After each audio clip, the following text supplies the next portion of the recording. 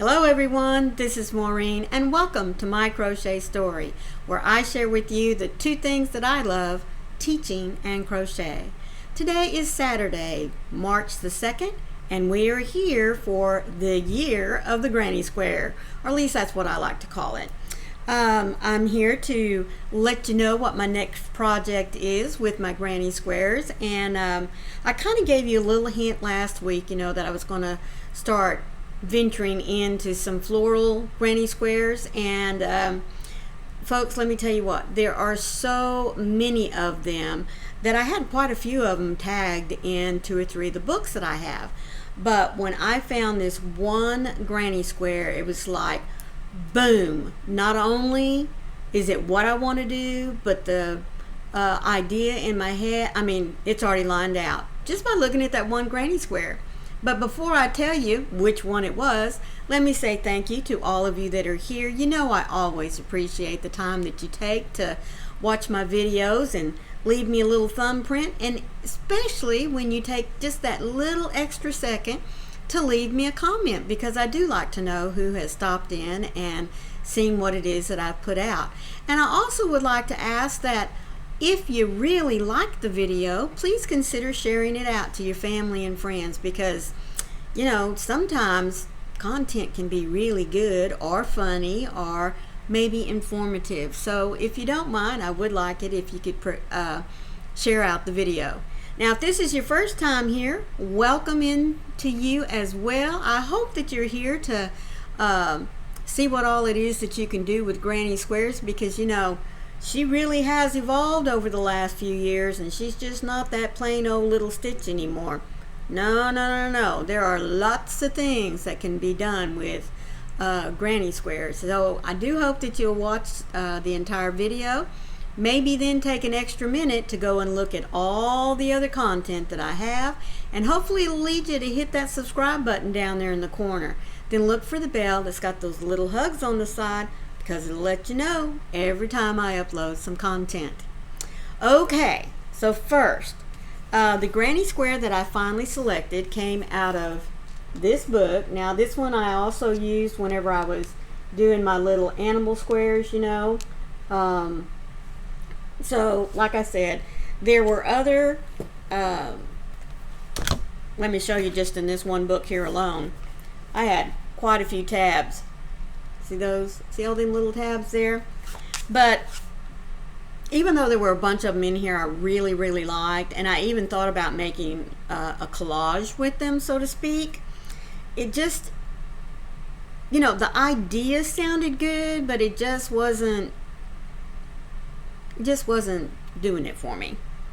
So I went back to this particular book, like I said, in which I did all the little animal, farmland animals and everything, and I ran across the Granny Square that just spoke to me. Like I said, as soon as I saw it, immediately I even knew what it was that I wanted to do with it. So here she is, the sunflower. Yes, I'm going to do, in fact, I've already done up one Granny Square, but the sunflower is the one that just, it spoke to me. We're getting ready to head into spring. To me, nothing says summer more than a sunflower, quite honestly. So, here she is. Here's my first one. I love how the petals, once you get through doing the petals, you just kind of push them out a little bit. But isn't that pretty? So what I'm going to do, now these Granny Squares measure 5.5-inch square. What had immediately popped into my head was to do 9 of them. Do a bag, 3 across, 3 down. And then just put maybe a 4-inch border all the way around. No, I don't want to call it the sides and the bottom. Give it a nice 4-inch bottom, and then just let that come on up, maybe taper into a 2.5-inch for the strap, come around, and then finish on out. And then I'm thinking I'll go ahead and line it with some covered netting to give it, to reinforce it and everything. But I got to thinking, this is already 5.5-inch square, By the time you add the little bit of border whenever you connect them together, that's equivalent to, let's see, 15, 16, probably 16 inches across, a big 16-inch square. So I don't know just yet. I am going to go ahead and do up the 9 granny squares. I am going to do that. But it may end up being a 2x3 instead of a 3x3. We'll just have to wait and see. Because if nothing else, I could just make it into a project bag, right? I mean, I could do that. But anyway, there's the square. I really love it. It turned out better than I thought it would. I just really think she's pretty. Now, I'll leave a link to the book in excuse me, the description box if you're interested in purchasing it. Excuse me, got a frog in my throat all of a sudden. But that's what I plan on doing with this. But you know, give me your thoughts. 3x2, 3x3. What do you think? And do you think a 4-inch bottom is wide enough? I mean, I was kind of thinking that ought to be pretty big on the bottom, don't you think? Especially if I'm going to reinforce it with, you know, netting.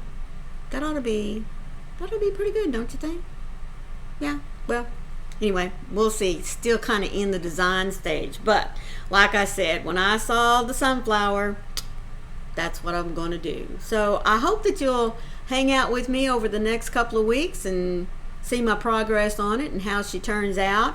I think it's going to be super awesome. So thank you so much for stopping in here and seeing my little journey with the year of the Granny Square. I do hope that you're inspired to break away from the mold of the traditional and go out there and find you some granny squares that are a little bit different. Let your imagination go crazy. You know, make a blanket that has all different types of granny squares on it.